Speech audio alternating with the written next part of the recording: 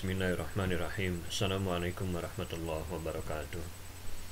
Innal hamdalillah nahmaduhu wa nasta'inuhu wa nastaghfiruh wa na'udzu billahi min shururi anfusina wa sayyiati a'malina may yahdihillahu fala mudilla lahu wa may yudlilhu fala hadiyalah. Asyhadu an la ilaha illallah wahdahu la syarika lah wa asyhadu anna Muhammadan abduhu wa rasuluh. Allahumma shalli wa sallim ala Muhammadin wa ala alihi wa sahbihi ajma'in, amma ba'd. Ikhwan wa akhwat fillah, kita bersyukur kepada Allah, Ramadan kali ini kita masih diberi kesehatan, kesempatan untuk bisa menjalankan ibadah-ibadah di waktu-waktu yang utama ini. Semoga Allah membantu kita menjadi hamba-hambanya yang pandai bersyukur, karena betapa besar kenikmatan dan kebaikan-kebaikan yang Allah limpahkan di bulan Ramadan ini. Makanya di salah satu ayat tentang saum ini Allah katakan la'allakum tashkurun, semoga kalian menjadi hamba-hamba yang bersyukur. Sahabat sekalian, kita tahu bahwa Ramadan ini merupakan hidangan ya, atau ya Rabbaniyah, hidangan dari Allah Ta'ala, hidangan ilahiyah yang lezat, yang kita harus mampu merasakan kelezatan, kenikmatan beribadah di Ramadan ini. Kalaulah kita tidak mampu merasakan kenikmatan tilawah Quran, kenikmatan qiyam, kenikmatan zikir di Ramadan ini, maka rasanya sulit bagi kita untuk bisa merasakan kelezatan iman, kelezatan ibadah di luar Ramadan itu. Ikhwan wa akhwat fillah, di awal materi ini saya ingin menyampaikan satu hadis ya, yang diceritakan oleh seorang sahabat utama bernama Thalha bin Ubaidillah. Rasanya hadis ini agak jarang disampaikan.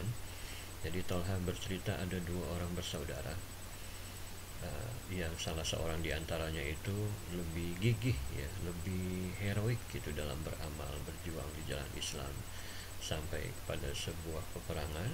Maka seseorang ini pun ikut dan dia syahid di peperangan itu. Sementara satu orang lagi dia diberi kesempatan oleh Allah untuk hidup setahun kemudian, baru kemudian Allah wafatkan. Tidak berapa lama Thalha bermimpi, dan ada yang aneh di dalam mimpinya itu dia rasakan. Kenapa? Karena Allah justru memanggil hambanya yang syahid itu belakangan dibandingkan saudaranya itu. Ini yang membuat Thalha heran. Kenapa? Karena syahid biasanya begitu utama di dalam Islam, tapi kenapa dibelakangkan dipanggilnya untuk ke surga? Maka Thalha pun menceritakan mimpinya ini ke beberapa sahabat. Semuanya heran, dan kemudian datanglah mereka kepada Rasulullah dan menyampaikan cerita mimpi Thalha itu kepada Rasulullah. Dan Rasulullah menjelaskan kepada sahabat bahwa bukankah seseorang yang diberi usia setahun kemudian dia mendapati Ramadan, dia saum di Ramadan itu, dia sempat qiyam di Ramadan yang setahun itu, dia sempat sujud ruku kepada Allah di setahun itu. Kata Rasulullah, fama bainahuma ab'adu mimma bainas sama'i wal ard, ya, sungguh sangat jauh perbedaan kebaikan keduanya, bagaikan jauhnya antara langit dan bumi. Ini hadis diriwayatkan oleh Imam Ibnu Majah dan juga Imam Ahmad, dan disahihkan oleh Syekh Albani. Jadi bukan berarti jihad itu, kita tahu jihad itu merupakan puncak amal seorang muslim, tetapi di sini menunjukkan bahwa satu kesempatan Ramadan kita beramal itu, ini membuat kita harusnya menjadi hamba-hamba yang bisa lebih bersyukur kepada Allah Ta'ala dan memanfaatkan Ramadan itu. Ikhwan wa akhwat fillah, saya ini beri tugas untuk menyampaikan materi mengaitkan antara saum Ramadan ini dengan militansi kita sebagai kadar-kadar dakwah. Kami membagi materi itu menjadi 4 item ya. Yang pertama adalah bagaimana kita melihat pentingnya memahami latar dari saum Ramadan ini. Yang kedua, memahami posisi ya dari saum Ramadan. Ketiga, bagaimana Allah menekankan iman pada perintah saum ini. Dan yang keempat, tentang uh, bagaimana saum mengokohkan kadar.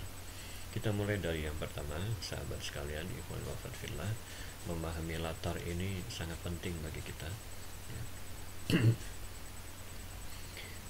Dalam semua hal yang konteksnya ubudiyah dan juga dakwah, kita harus mampu menarik, ya, sejarah dakwah Rasulullah dan para sahabat itu seperti apa mereka melakukannya, dan kemudian kita hadirkan di zaman kita dengan memahami situasi, kondisi, suasana psikologis saat itu, maka ini akan lebih menghayati kita untuk melaksanakan ibadah-ibadah termasuk saum ini. Namanya juga latar, ya. Ada apa di balik ini semua? Ada apa di sekitar itu semuanya? Kita fahami itu dengan baik. Nah, baru dari situ kita akan lihat nantinya bahwa saum itu ternyata sangat erat kaitannya dan merupakan bagian penting dari penegakan manhaj Islami yang utuh. Kita sering mendengar kata manhaj, ya, dan saum ini merupakan bagian penting dari penegakan manhaj Rabbani. Nah, dan juga ikhwan wafat fillah, kita juga tidak ingin, ya, seperti seperti mungkin anak-anak sekolah, ya, ketika ada bulan Ramadan mereka diperiksa oleh gurunya salat tarawih tidak, ya, ada program apa di rumah, membantu ibu menghafal Quran, tilawah, sholat duha, begitu.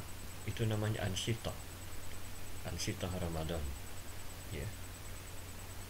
Tidak salah, itu bagus saja kita punya ansitoh Ramadan, tetapi sayang kalau itu tidak kita dasari dengan ruh, dengan iman, dengan hakikat yang ada di balik ini semua. Maka inilah nomor satu, ikhwan wa fillah, pentingnya kita memahami latar, ya. Nah, kita tahu bahwa perintah saum Ramadan ini turun tahun kedua Hijrah, artinya Rasulullah dan para sahabat itu baru tiba di Madinah itu 2 tahunan, belum waktu yang leluasa sebenarnya mereka, karena mereka harus men-set up kehidupan mereka setelah meninggalkan negeri mereka tercinta, yaitu Mekah, ya. Dan kita tahu bahwa hijrah itu sendiri merupakan peristiwa yang memilukan, yang menyesakkan dada, menyedihkan memang, ya. Kita bisa bayangkan kalau kita bersama dakwah kita ini diusir dari sebuah negeri, ya. Di sana mereka lahir, di sana mereka dibesarkan, bekerja, berkeluarga, di sana semua, dan negeri yang berkah itu Mekah, tapi mereka harus tinggalkan karena memang kondisi dakwah sudah tidak memungkinkan lagi, sudah terlalu berat, ya. Teror, ancaman itu sudah semakin berat, apalagi paman Nabi Abu Talib juga wafat. Maka Allah memerintahkan mereka untuk hijrah, dan pergilah Rasulullah dan para sahabat menuju Madinah dengan menempuh perjalanan 450 km. Sebenarnya ada beberapa peristiwa dramatis, ya, pada saat hijrah ini. Satu contoh misalnya, ada seorang sahabat bernama Suhaib. Ini orang kaya ini dia.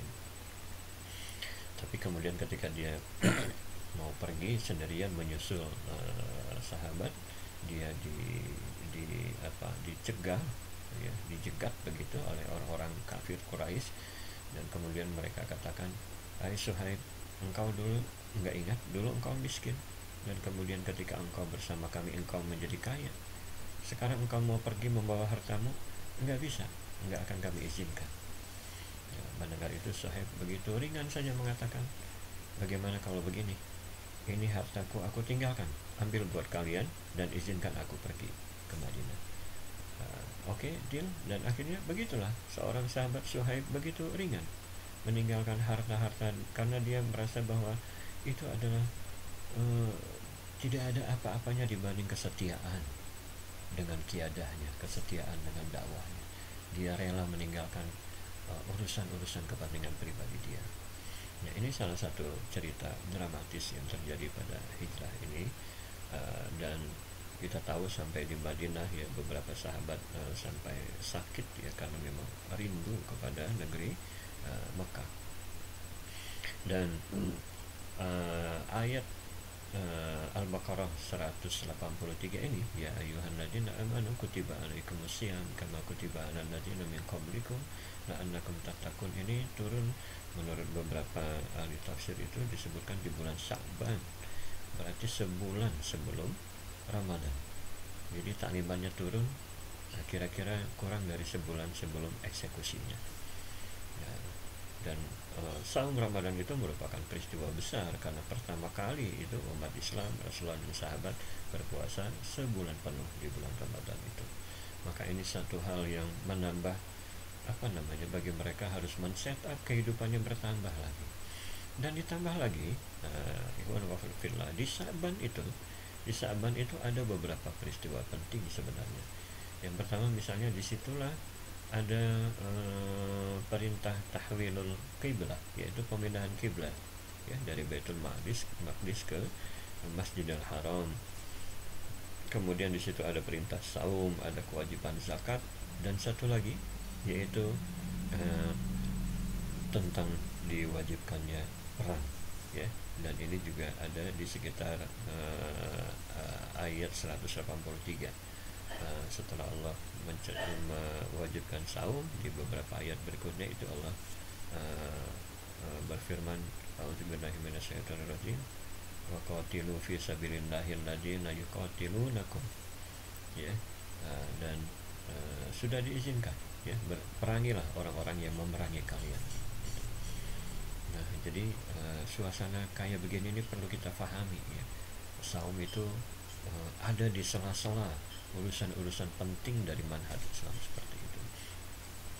Dan berpuasalah mereka pertama sekali di tahun kedua hijrah itu, dan lebih hebat lagi sekitar pertengahan Ramadan mereka masih baru-baru belajar begitu, apalagi mereka itu dalam keadaan fakir ya. Allah sebutkan di surat Al-Hasyr, lil fuqara'il muhajirin alladzina ukhriju min diyarihim wa amwalihim, orang-orang kaya mereka itu tinggalkan semuanya.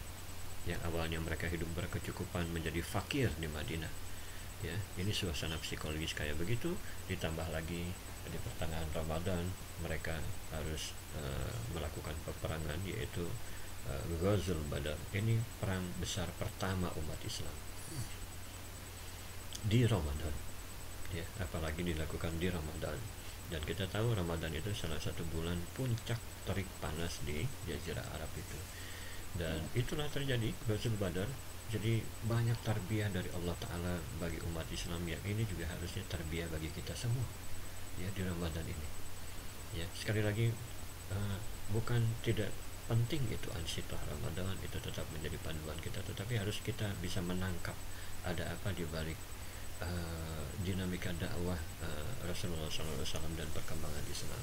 Dan Ghazul Badar ini Masya Allah luar biasa. Umat Islam itu enggak berniat perang sebenarnya, maka mereka enggak bawa senjata banyak, sementara lawan yang dihadapi itu adalah 1:3 ya. Itu luar biasa. Tapi Allah menurunkan bantuan kepada orang-orang yang begitu dekat dengannya. Fa inni qarib, kata Allah di ayat yang bersinggungan dengan ayat saum ini.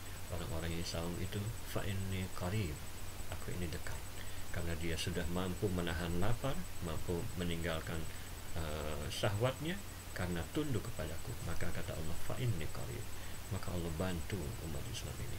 Rasulullah sampai berdoa itu selendangnya sampai jatuh. Abu Bakar mengatakan sudah ya Rasulullah sudah. Tapi begitu peristiwa Badar yang begitu dramatis itu, dan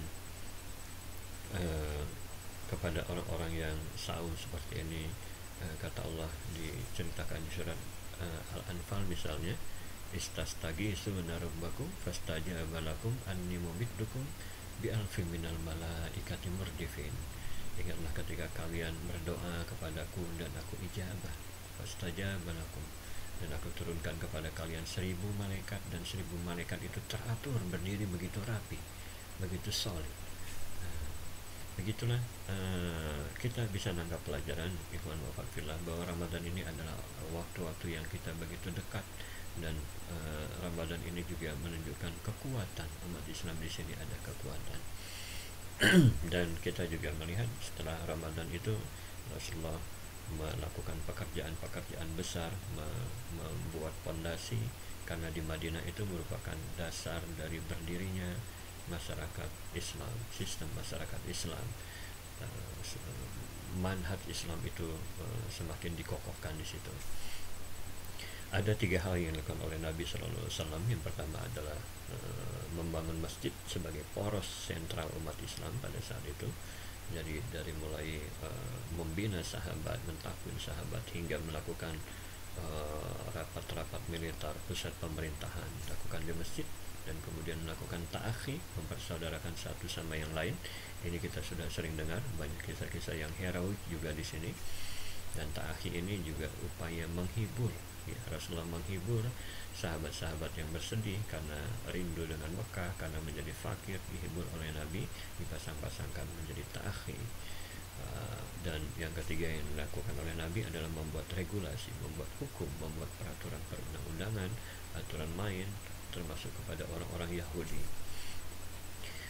Jadi ikhwan wa akhwat fillah, kita melihat sekilas di poin nomor 1 ini, memahami latar ini, bahwa saum ini tidak terpisahkan dari dinamika, dari sirkulasi harokah ataupun dakwah Islam yang terjadi pada saat itu.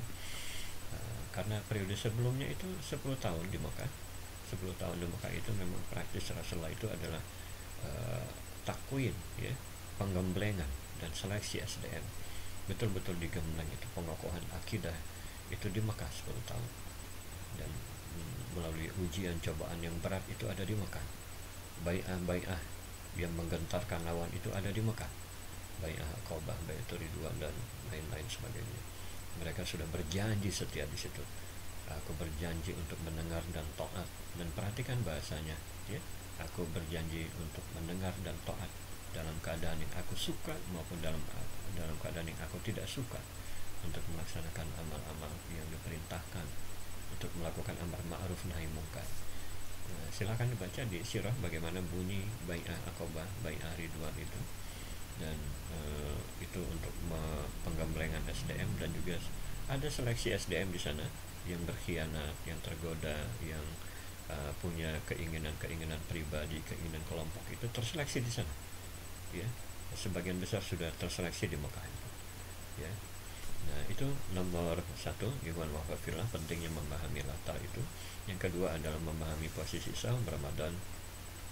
Kita tahu di Ramadan ini salah satu hal yang menyebabkan mulianya Ramadan itu karena bulan inilah diturunkan Al-Quran.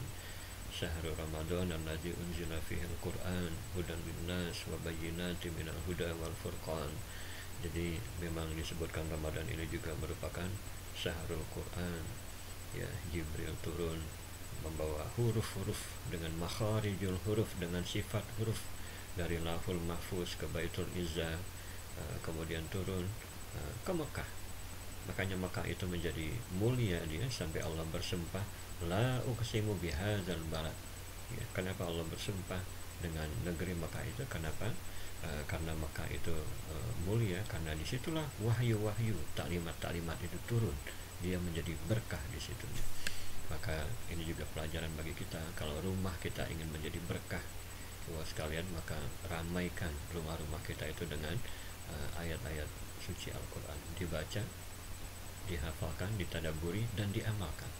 Itu Mekah, dia menjadi mulia. Kenapa? Karena penghuninya la uqsimu bihadzal balad wa la uqsimu bihadzal balad wa anta hillum bihadzal balad. Dan engkau Muhammad, penghuni Mekah, tinggal di situ. Dan Rasulullah, penghuni Mekah itu, dia mengajarkan Al-Quran, dia mentadaburi Al-Quran, dan dia mendakwahkan Al-Quran, dan dia menjadi mulia. Jadi rumah dan penghuni yang mulia itu karena mereka itu adalah orang-orang yang mendakwahkan Al-Quran. Kemudian ikhwan wa akhwat fillah, tadi juga sudah disinggung, ya, bahwa perintah-perintah saum Ramadan ini berada di berbagai syariat dan manhaj Rabbani. Coba perhatikan beberapa ayat sebelum Al-Baqarah 183. Jadi ada 2 kalimat yang Allah sebutkan beriringan, yaitu kutiba. Yang pertama di surat Al-Baqarah ayat 178, hampir sama persis bahasanya. Ya ayuhan ladina amanu kutiba alaikumul qisasu fil qatla. Ya, qisas, pembalasan. Ya, bahkan disebutkan yang membunuh itu ya dia dibunuh. Ya, al harru bil hurri wal abdu bil abdi, yang merdeka dengan yang merdeka, yang budak dengan yang budak dibunuh. Ya, bahkan Allah katakan di ayat berikutnya adalah walakum fil qisasi al haya. Ya, kisos itu adalah justru kehidupan, bukan urusan pelanggaran HAM di situ, tapi justru kehidupan, bahwa tidak boleh bermain-main dengan membunuh nyawa seseorang, karena kalau engkau membunuh orang maka berarti engkau membunuh dirimu sendiri. Itu ayat yang dekat sekali dengan saum Ramadan, dan kisos itu adalah bagian dari manhaj Rabbani itu. Kemudian di ayat berikutnya Allah bercerita juga tentang kutiba, kewajiban, ya, dicatatkan, ya. Allah berfirman di ayat berikutnya itu tentang waris, ya. Kutiba alaikum iza hadara ahadakumul maut, ya, diwajibkan kepada kalian apabila telah merasakan mendekati maut, intaraka khairan yang wasiyah, maka catatlah harta untuk menjadikan wasiat. Allah menyebutkan harta di situ dengan al khair, kebaikan. Nah, jadi ada kisos, ada yang ini merupakan bagian dari takwin al-mustama al-muslim, ya, bagian dari sistem pembentukan masyarakat muslim. Ada juga waris yang terkait dengan takwin baitul muslim, membentuk keluarga muslim. Setelah itu baru Allah berfirman, ya ayuhan ladina amanu kutiba alaikumusiyam. Nah, setelah siam, coba lagi perhatikan ayat-ayat yang mengitari saum ini. Ini semua tentang manhaj islami, manhaj rabbani. Ada Allah bercerita tentang infak, yang kalau kalian tidak infak maka kalian akan, itu artinya kalian telah membinasakan diri kalian, berkontribusi, ya. Juga tentang etika perang Allah sebutkan di sana, waqatilu fi sabilillahi alladzina yuqatilunakum. Itu juga mengitari ayat tentang saum, juga tentang haji, ya, dan lain sebagainya. Jadi ikhwas sekalian, kita sudah melihat dua poin ini, bagaimana posisi ayat saum, ya, di dalam manhaj Rabbani ini. Yang ketiga adalah tentang penekanan iman pada saum. Nah, ikhwan wa fillah. Jadi cobalah perhatikan, Allah menyebutkan memanggil kita dengan iman kita yang dipanggil, ya. Maka sayang sekali kalau ansyidah Ramadan, qiyam kita, saum kita, tilawah hafalan kita ini tidak disertai dengan keimanan. Ada seorang teman bercerita, dia waktu kuliah di Mesir begitu, ya. Suatu malam di Ramadan dia ditelepon oleh gurunya, diajak untuk tarawih di suatu tempat. Dia ikut dengan gurunya, ternyata masya Allah di situ satu malam itu 3 juz dibaca, dan anak muda ini merasa nggak sanggup gitu, ya. Tapi dia melihat di sebelahnya itu ada seorang bapak yang sudah paruh baya 60 tahunan lah begitu kokoh begitu, ya, mengikuti qiyamul lail begitu. Dan pada sebuah kesempatan dia bertanya ke bapak itu, kemudian bapak itu memberikan pengajaran yang penting kepada anak muda ini. Padahal anak muda ini sudah ada setengah 15 Al-Quran sudah dihafal, ya, dan dia bahasa Arabnya jago karena kuliah di Mesir begitu kan. Kata bapak ini, engkau qiyam, engkau berdiri dengan fisik, aku berdiri dengan iman, katanya. Ya, sekali lagi, engkau berdiri dengan fisik dan aku berdiri dengan iman. Nah, ini sebuah pelajaran penting bagi kita, ikhwan wa fillah, bahwa amal-amal yang kita lakukan itu lakukanlah dengan iman, tilawah Quran dengan iman, sehingga kita bisa merasakan nikmatnya itu. Sayanglah kalau kita hanya mengejar di mutabah sudah berapa halaman, sudah berapa juz, sudah khatam berapa kali, hanya sekedar itu. Bukan berarti itu nggak penting. Sudah berapa infak yang dikumpulkan untuk disetor ke yayasan kita, ya, bukan itu nggak penting, tapi semua dilandasi dengan keimanan.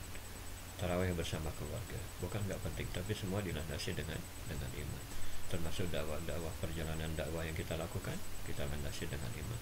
Itulah Allah menyebutkan iman, ya ayyuhalladzina amanu, itu rahasianya. Bukan fisik kita yang sholat, bukan sekedar fisik kita yang tilawah, ya, bukan sekedar makharijul huruf, tapi ada qalbu, ada hati kita, ada iman kita, agar supaya saum kita ini tidak lapar dan dahaga saja, agar sholat tarawih kita itu tidak, kalau judul lagu dangdut itu, tidak jatuh bangun saja begitu, ya. Nah, itu penekanan iman pada saum, ikhwan wa fillah, karena ini merupakan puncak dekatnya kepatuhan seorang hamba dengan Allah Ta'ala.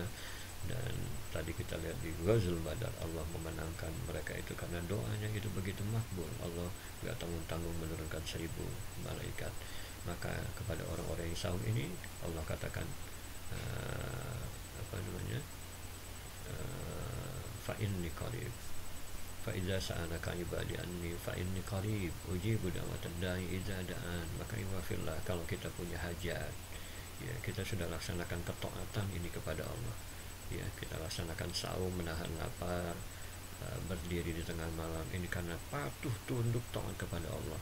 Orang-orang seperti ini fa inni qarib, maka minta hajat kita apa, ya, mintakan kepada Allah Ta'ala. Masing-masing ikhwan akhwat mungkin punya hajat, punya kebutuhan, minta kepada Allah, fa inni qarib, ya. Dan begitu yang menyebabkan militansi para sahabat dan kemenangan-kemenangan Islam yang terjadi di Ramadan, ya, saya tidak singgung, ya, nanti saya lihat ada muwajih lain akan menyampaikan tentang beberapa sejarah kemenangan Islam di Ramadan, termasuk peristiwa Fathu Mekah, yaitu tahun ke-6 tahun ke-6 tahun ke-8 Hijrah, ya, dan disebut dengan Fathu Mekah, ya, futuhnya Mekah. Dan kita juga bisa melihat di sini ada definisi kemenangan di dalam Islam itu. Kenapa disebut Fathu Mekah? Yang pertama karena kemusyrikan itu kalah dengan tauhid di Mekah itu. Yang kedua karena orang-orang berbondong-bondong masuk Islam. Sebenarnya definisi kemenangan itu di dalam Islam, manakala syirik kalah dengan tauhid, dan yang kedua manakala orang berbondong-bondong untuk masuk Islam. Nah, jadi kalaupun ada kemenangan dari misalnya orang-orang yang berpartai, kemenangan pemilu pilkada, itu kemenangan dalam makna yang lain. Dan yang keempat, ikhwan wa fillah, ini tentang kaitan saum dengan pengokohan kadar. Nah, silakan baca di tafsir fi Zilal, ya, di sana penulis itu sangat bagus sekali menjelaskan bagaimana kadar-kadar dakwah ini memang harusnya dibebani dengan amal-amal ibadah kayak begini. Mereka di siang hari itu harus mampu menahan lapar, menahan haus. Di malam hari harus mampu menahan kantuk, harus mampu bersabar-sabar untuk beribadah di Ramadan dalam keadaan yang letih, mungkin dalam keadaan lemah. Tapi justru di situ adalah penggemblengan, pemantapan akidah, dan juga militansi kadar supaya mereka itu kuat menanggung beban berat, karena mereka harus berjalan panjang dan lama, ya, menempuh perjalanan yang mendaki seperti rahilah yang mampu menanggung beban-beban dakwah yang panjang. Dan mereka itu tidak terlalu terpesona dengan kemewahan dunia, harta, dan hal-hal yang terkadang bisa mengganggu orientasi dakwah mereka. Untuk memfokuskan mereka hanya kepada Allah Ta'ala, mereka terbang tinggi, ya. Kadar-kadar dakwah ini, ruhnya ini diangkat oleh Allah Ta'ala, tidak terbenam kepada pijakan-pijakan dunia ini. Dan ikhwan wa fillah, ini di sebagai bagian yang terakhir kita juga perlu baca pesan-pesan guru-guru kita, termasuk Kiai Haji Hasan yang pernah menyampaikan di hadis Salasa taujih beliau kepada kadar-kadar dakwah pada saat memasuki bulan Ramadan. Salah satunya adalah tentang disinilah kita dilatih untuk zuhud, ya, dan juga bulan sedekah, untuk ta'awun, ya, memperhatikan ihwa kita satu sama yang lain, begitu ya. Karena mungkin juga ada ihwa-ihwa kita ini ketika didata apakah butuh bantuan karena dampak COVID-19, mereka itu nggak mau mungkin mendaftar, mungkin mereka punya ifah, ya. Sementara kita melihat, menyangka mereka itu orang-orang kaya, padahal mereka itu adalah fakir, ya. Di dalam surat Al-Baqarah ayat keberapa itu, lil fuqara il ukhsirun alladzi, apa namanya, orang-orang kaya, orang-orang melihat bahwa mereka itu orang-orang yang kaya, begitu. Jadi harus ada kepekaan kita, ihwa sekalian, terhadap ihwa kita, buat kita, supaya melatih ta'awun kita. Kalau dulu Rasulullah ta'awun diawali dengan proses ta'akhi, ya, mempersaudarakan satu sama yang lain, begitu ya, menanggung, saling senasib sepenanggungan. Maka kita hendaknya melatih insting untuk ta'awun ini di bulan Ramadan ini. Tidak cukup ihwa sekalian hanya dengan menyetor berapa juz sudah dihafal, sudah berapa taraweh, salat duha dan segala macam, tetapi kalau kita tidak imbangi dengan amal-amal hablum minan nas ini. Jadi begitu ikhwan wafat fillah, sudah disampaikan materi tentang betapa strategisnya posisi saum ini di dalam manhaj Islam, manhaj Rabbani, dan betapa Allah menempa para kadar-kadar dakwah ini untuk semakin kokoh nanti pasca Ramadan akan muncul, ya. Kita sudah di-upgrade, sudah mengikuti training, maka mental kita akan semakin kuat dan kapasitas kita menanggung beban juga semakin kuat. Wallahu a'lam bishawab. Assalamualaikum warahmatullahi wabarakatuh.